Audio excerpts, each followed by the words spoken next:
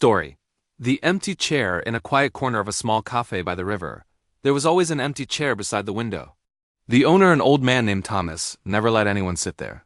Every morning he would wipe the table carefully, set down 2 cups of coffee, and place a single red rose beside the untouched cup. People often wondered why he did this.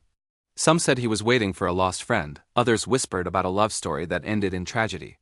But Thomas never explained. He simply smiled when asked, saying softly, "Some chairs aren't empty, they're just waiting." Years ago, Thomas was a musician who played the piano every night in that same cafe. The place was lively back then, full of laughter and chatter.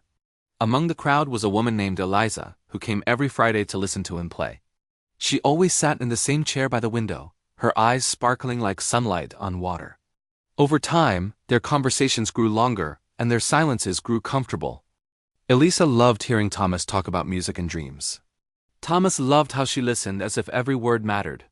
Soon, the chair by the window became their shared space, a small world of coffee, music, and gentle laughter. But fate has its own rhythm. One rainy evening, Eliza didn't come. Thomas played her favorite song, waiting for the sound of her footsteps, but they never came. Later that night, he learned she had been in an accident on her way to the cafe. She didn't survive. The world turned silent after that. For months, Thomas couldn't touch the piano.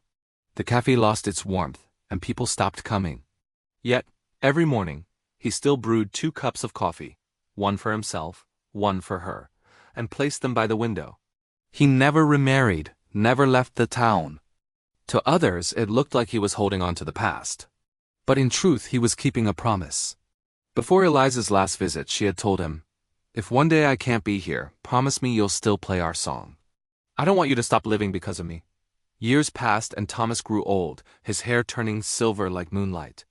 The cafe became quiet again, but he stayed faithful to the empty chair. Sometimes he would speak to it softly, telling stories, humming tunes, laughing quietly.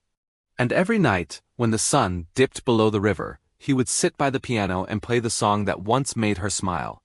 People who passed by the cafe would hear the faint melody drifting through the night, not sad, not joyful, but something beautifully in between. One winter morning, the chair by the window remained empty again. But this time, both cups of coffee were untouched. When the neighbors entered, Thomas was sitting peacefully by the window, eyes closed, a small smile on his face. On the table beside him was a letter addressed to Eliza. It read, "My dearest, I've played our song for so many years that even the walls hum along now. I don't know if you can hear me, but I've kept my promise. I never stopped living, though part of me stayed with that empty chair.